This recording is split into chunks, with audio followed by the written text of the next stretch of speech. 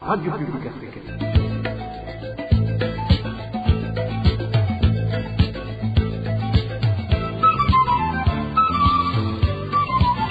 Radio Publique Africaine.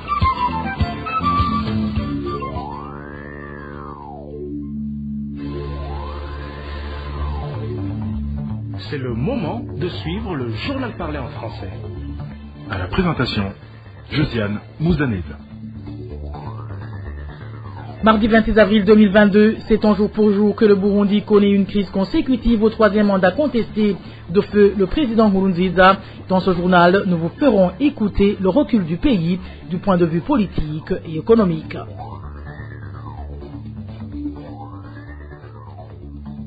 Le président Ndayishimiye récidive et met en garde contre le langage des responsables de l'Église catholique. Nous y reviendrons dans ce journal. Dans ce journal, nous vous parlerons également des dessous du dossier relatif à l'emprisonnement du docteur Christophe Sahabo, ancien directeur de l'hôpital Kira, et de certaines personnalités se trouvant derrière son arrestation et son incarcération. Voilà pour le sommaire. Tout de suite, le développement de ces titres.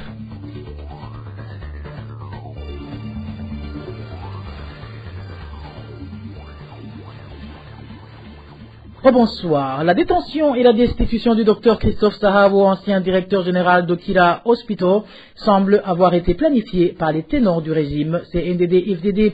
Cela se remarque dans la façon dont il a été destitué et remplacé, en plus d'autres événements qui s'en ont suivi. Le point avec Elos Divin Remish. Aussitôt arrêté par le service national de renseignement, qui dépend directement du bureau de la présidence, Dr Christophe Sahabo a été forcé à démissionner, affirment certains employés du Kira Hospital. La démission a été également exigée au Dr Jean-David Pilot, qui fut le président du conseil d'administration de cet hôpital, lequel a été sommé également de quitter le territoire burundais. Les informations en provenance de Kira Hospital révèlent que certains employés auraient calomnié Dr Christophe Sahabo au fait du parti CNDD-FDD et de la documentation, l'accusant d'avoir politisé et ethnicisé la gestion du dit hôpital, ce qui, selon nos sources, n'était qu'un prétexte visant à l'évincer. L'une des personnes citées pour avoir trempé dans ce complot est le nommé Charles Ndagijimana, actuellement DG de la Sokabu, qui est l'une des sociétés qui représente l'actionnariat de l'État burundais au sein de l'hôpital Kira. Il a par après été nommé président du conseil d'administration de Kira Hospital. Ce dernier serait entré dans les bonnes grâces des dirigeants du pays après avoir validé le troisième mandat de Pierre Nkurunziza alors qu'il présidait la Cour constitutionnelle.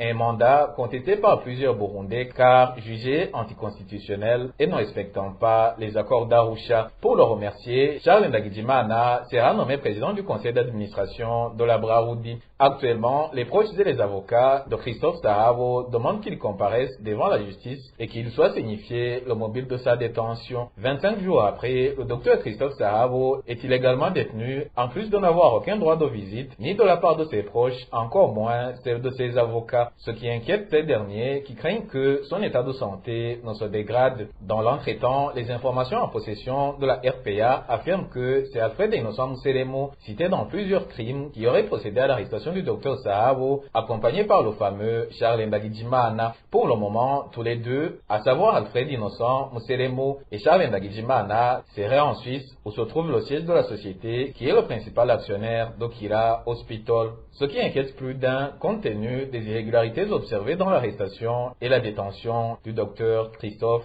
Sahabo. Dossier à suivre. Éloge divin Rémicha. Le régime CNDD-FDD n'en est pas à sa première prise de bec avec l'Église catholique. Quand il était encore secrétaire général du CNDD-FDD, l'actuel président de la République, Évariste Ndayishimiye, a accusé les évêques catholiques de vouloir diviser les Burundais pour avoir dénoncé publiquement les actes de violence et de harcèlement infligés aux militants des partis politiques de l'opposition par les Imbonirakoulé du parti au pouvoir. Le point avec Inès Gakit. Il y a une déclaration qui vous sera lue demain à la messe. C'est pour vous diviser. C'est aussi pour vous tourmenter comme ils l'ont fait en 2015. Souvenez-vous de celui qui a dit qu'on est des esclaves. Est-ce que vous vous rappelez qui a dit ça? C'était au mois de décembre 2019, en commune Mugongo-Manga de la province Bujumbura. Évariste Ndayishimiye, alors secrétaire général du parti CNDD-FDD, s'en prenait à l'église catholique et a indiqué que les évêques catholiques du Burundi s'immiscent dans la politique chaque fois que les élections approchent pour déstabiliser le parti CNDD-FDD. C'était la veille de la publication d'une déclaration des évêques catholiques dénonçant les actes de violence et de harcèlement dont étaient victimes les membres des partis politiques de l'opposition de la part des membres de la milice Imbonerakure du CNDD-FDD. À haute et intelligible voix, Évariste Ndayishimiye a demandé aux Imbonerakure de ne pas écouter ces gens qui ne sont animés que d'un esprit de semer la zizanie.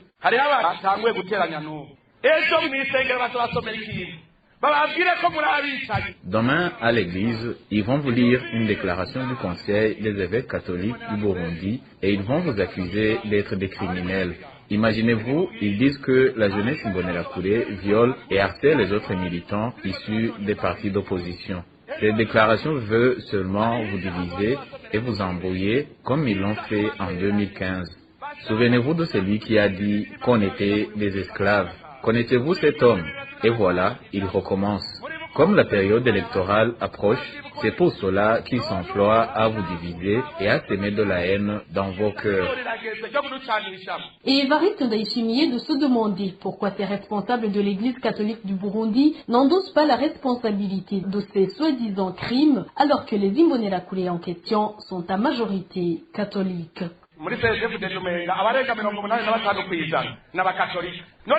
À ce que je sache, plus de 85% de ces Imbonerakure sont des catholiques. Alors, pourquoi ils ne disent pas que ce sont des Imbonerakure catholiques qui tuent les gens? Bref, que c'est l'Église catholique qui extermine les personnes. Ce que je peux vous dire, c'est que Dieu occupe la première place au sein de notre parti. Je vais vous dire une chose, lorsqu'une personne prépare des massacres, il fait tout pour endosser la responsabilité aux autres en les faisant passer pour des criminels ou des animaux sauvages. Alors, quand ils vous disent que les Imbonerakure malmènent ceux des autres partis, sachez que cela vise à inciter les opposants à prendre les armes sous prétexte qu'ils font de la légitime défense.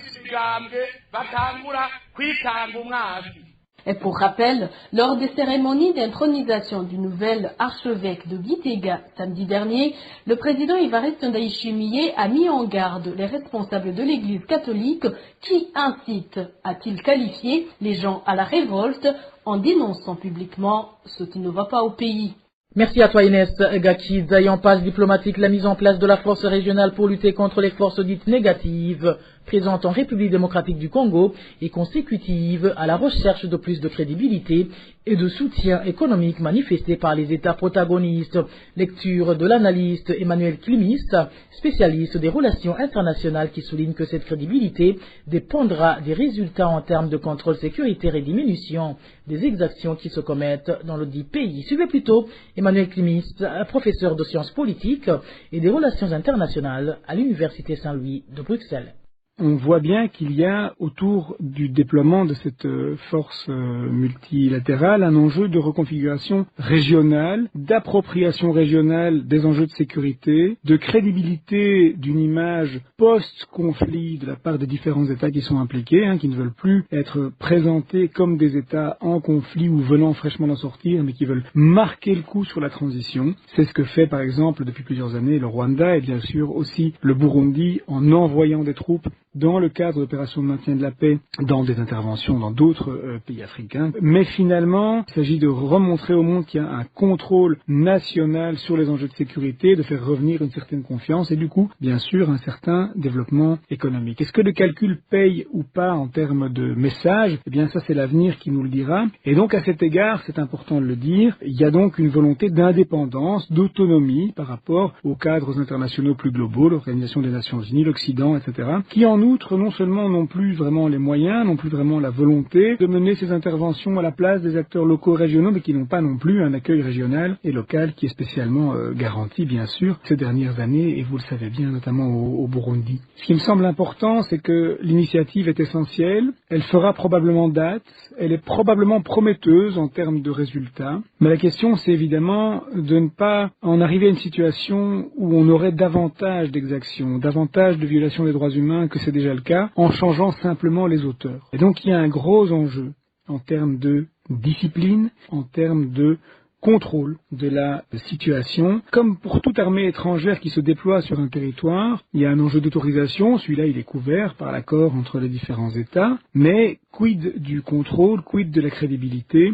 Ces armées étrangères sur le territoire congolais vont devoir respecter le droit congolais. Il ne faut pas remplacer une situation où on aurait juste gratté la croûte de bandits armés pour ne pas toucher finalement aux enjeux d'insécurité. Et c'est évidemment ça qui va être le plus important à observer dans ce cadre. J'ai pas eu la possibilité de prendre connaissance du texte détaillé de l'accord, mais une lecture détaillée de ces clauses serait importante, et notamment par rapport aux éventuelles clauses d'impunité judiciaire, bien sûr, qui sont parfois prévues dans le cadre d'accords de déploiement de forces armées sur un territoire étranger. Et le gros enjeu, c'est celui-là. C'est celui qui va garantir ou non la crédibilité et l'efficacité et la pérennité de ce mécanisme. Le professeur Emmanuel Klimis explique également que cette force régionale est plus pragmatique que les autres mécanismes existants, et à Emmanuel Klimis de souligner que cette force régionale pourrait diminuer la capacité de réaction des groupes armés se trouvant dans ce pays. Encore une fois, le professeur Emmanuel Klimis. Si on s'occupe de la plus importante et de la plus visible et de la plus légitime aussi dans la région, la MONUSCO, elle a montré ses limites. Elle pourrait clairement faire mieux, mais il lui faudrait un meilleur mandat, un meilleur moyen. Or, les États membres de l'Organisation des Nations Unies ne veulent manifestement pas doter la MONUSCO de davantage de moyens et d'un meilleur mandat, et ça coûte cher. En plus, la MONUSCO, elle est grillée localement, au point de vue des perceptions locales. En gros, plus grand monde n'en veut, ni au niveau international, ni au niveau local. Est-ce qu'il y a une alternative avec la force africaine d'attente de l'Union africaine dans sa déclinaison pour la communauté des États d'Afrique de l'Est? C'est difficile de penser que c'est le cas. Il a fallu 15 ans entre 2002 et 2017 pour qu'il y ait un début d'opérationnalisation de ce mécanisme qui est pourtant prévu par l'Union africaine dès la création de son comité paix et sécurité. Et depuis, qu'est-ce qu'il y a eu comme initiative concrète? Vraiment pas grand-chose, pour ne pas dire rien du tout, parce que le mécanisme est lourd. Toute force multinationale, internationale ou multilatérale d'intervention militaire exige des capacités de coordination et de centralisation d'un point de vue de la communication, d'un point de vue de la logistique, d'un point de vue du matériel utilisé, d'un point de vue des structures de commandement. Ça prend énormément de temps, c'est extrêmement difficile. Or ici, on a une réponse qui n'est pas une réponse institutionnelle, je l'ai dit, c'est une réponse très opérationnelle, elle est plus légère, et quelles seraient les réactions de ces, entre guillemets, forces négatives, et les guillemets sont importants, puisqu'il n'y a pas une caractéristique globale de ces différentes forces qui sont présentes sur le territoire congolais. Il y en a qui sont littéralement les forces armées régulières, plus ou moins officiellement des États voisins, d'autres qui sont des groupes constitués de briques et de brocs, certains sont très locaux, d'autres sont sous influence internationale. Est-ce qu'ils se rendraient? Est-ce qu'ils lutteraient? C'est difficile à dire. En tout cas, lutter ne sera pas simple. Résister ne sera pas simple. Si on regarde l'exemple d'Amani, par exemple, eh bien, il y a une efficacité assez redoutable dans ce type d'opération, parce qu'en fait, tout simplement, elles sont basées sur une volonté politique. C'est cette volonté politique de laisser faire sur la présence d'une série de ces groupes rebelles qui existent à l'est du Congo, qui bien souvent leur permet d'agir. Dès lors que cette volonté politique change, il y a évidemment des risques d'avoir évidemment beaucoup plus de difficultés pour ces groupes à faire régner leurs lois. Ça dépendra probablement d'une zone à l'autre, ça dépendra probablement d'un groupe à l'autre. Est-ce qu'on parle de groupes qui sont des forces armées étrangères présentes sur le territoire congolais, ou est-ce qu'on parle de groupes congolais? Mais de manière générale, il est quand même assez probable que ces groupes n'auront pas tellement le choix de réaction. C'était Emmanuel Klimis, professeur de sciences politiques et des relations internationales à l'Université Saint-Louis de Bruxelles. Une courte pause et nous revenons sur les 7 ans de crise que vient de traverser le Burundi. La crise déclenchée par la décision de feu président Pierre Nkurunziza de briguer illégalement le 3e mandat a affecté le Burundi politiquement que socialement. Chovino Mugwengezo déplore que les milliers de Burundais assassinés au cours de cette crise représentaient un capital énorme pour le développement du pays. Il salue néanmoins la bravoure des Burundais qui ont refusé de basculer dans les conflits ethniques, corde qu'au feu Nkurunziza a tenté d'utiliser. Suivez Chovino Mugwengezo, il est le président du parti UPD Zigamibanga.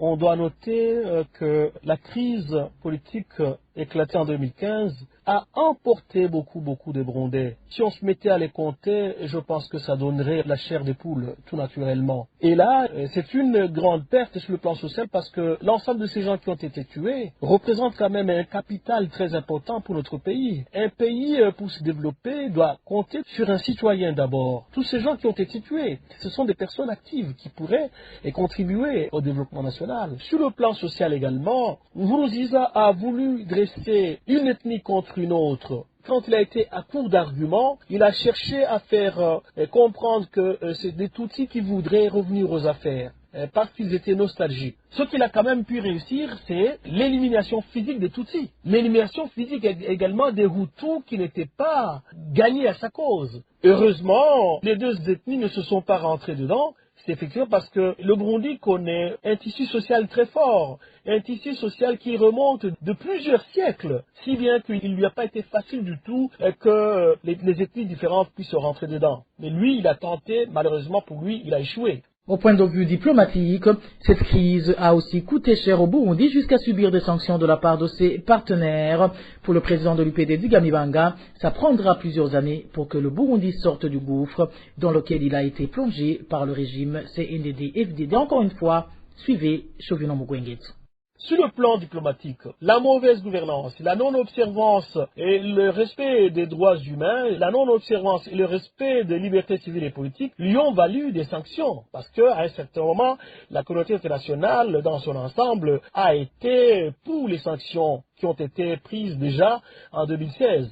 Ces sanctions ont eu un impact très néfaste sur le Burundi, sur le citoyen et même sur le fonctionnement de l'État, du gouvernement. Et ça, ce sont des conséquences qui sont là et qui continueront encore à avoir des effets sur le présent du Burundi, mais également sur le futur du Burundi. Voilà. Donc pour nous, ce sont des conséquences qui sont incalculables et inestimables, qui sont une conséquence des leaders qui n'ont aucune vision, des leaders qui n'ont pas cette valeur de respect des textes signés, des textes qui ont vu la participation de la communauté internationale. Donc, du coup, le fait de vouloir considérer qu'on a raison, que ce qui a été construit par la communauté internationale ne vaut pas la peine, c'est cela aujourd'hui qui nous a plongé dans une crise indescriptible, une crise qui aura encore des effets sur tous les plans social, économique, politique et diplomatique. Et comme conséquence de la crise politique de 2015 sur l'économie du pays, le Burundi a basculé dans la ligne rouge des institutions internationales. Selon les analyses des experts de Partners for Peace and Prosperity ayant un statut consultatif auprès du Conseil économique et social des Nations Unies, la crise politique a provoqué l'accroissement de l'endettement intérieur et l'exacerbation de la pauvreté. Emmanuel Nyungeko nous en dit plus. La paix étant compromise, la majorité des institutions de financement, notamment la Banque mondiale, le FMI, la Banque africaine, l'Union européenne, ont fait le constat que le Burundi se trouve depuis 2015 dans la liste dite rouge et que tous les indicateurs d'endettement ont dépassé les limites acceptables selon les experts de Partners for Peace and Prosperity, œuvrant à titre consultatif auprès du Conseil économique et social des Nations Unies. La suspension de l'aide extérieure a donc conduit le pays à une incapacité d'assurer un développement endogène. Déjà en 2016, l'Union européenne avait décidé de suspendre l'aide budgétaire au Burundi qui dépend à plus de 50% de l'aide étrangère, surtout de financement des projets de développement. Selon les experts de cette organisation, les investissements directs étrangers sont en effet passés de 46 millions de dollars en 2014 à un montant dérisoire d'1 million en 2015, précisent ces experts. Selon les données en possession des experts de Partners for Peace and Prosperity, l'aide au développement accordée au Burundi a baissé de 65% entre 2016 et 2019 et en conséquence de la crise politique de 2015 et la suspension des aides d'un important partenaire, c'est-à-dire l'Union européenne. De plus, la proportion de la population vivant en dessous du seuil de pauvreté est passée de 33,8% en 1993 à 75% en 2021. Le taux de croissance annuel du produit intérieur brut réel, qui avait atteint en moyenne 4,2% en 2014, 2014 a baissé jusqu'à moins 4,2% en 2020. Selon ces experts, ces chiffres témoignent du choc brutal qu'a constitué la crise. Selon toujours ces spécialistes de l'économie, la pauvreté s'est accentuée dans le pays qui est aujourd'hui classé le pays le plus pauvre du monde, avec un revenu annuel de $270 par habitant et plus de 75% de la population burundaise vivant en dessous du seuil de pauvreté contre un niveau de 64% en 2010. Pattern for Peace and Prosperity indique que cette pauvreté extrême se traduit également aujourd'hui par une série de crises et de pénuries diverses, notamment des crises alimentaires, le carburant, la pénurie de devises et bien d'autres. Les mêmes économistes font savoir que depuis 2015, le Burundi a continué à enregistrer un déficit commercial important, les importations surpassant de loin les exportations. Ici, il donne l'exemple de la valeur des importations qui est passée de 1131 milliards de francs burundais en 2015 à 1741 milliards en 2020 contre des exportations qui ont passé de 190 milliards en 2015 à 311 milliards en 2020. Même si l'Union européenne a levé en février 2022 les sanctions qu'elle avait prises contre le Burundi, les économistes signalent que les représentants de cette institution européenne ont aussitôt souligné que le pays n'est plus éligible à des prêts concessionnaires, mais plutôt sous forme de dons. Pour conclure, ces experts signalent que les mesures prises récemment par le gouvernement de détruire les petits kiosques de commerce, rongeant les axes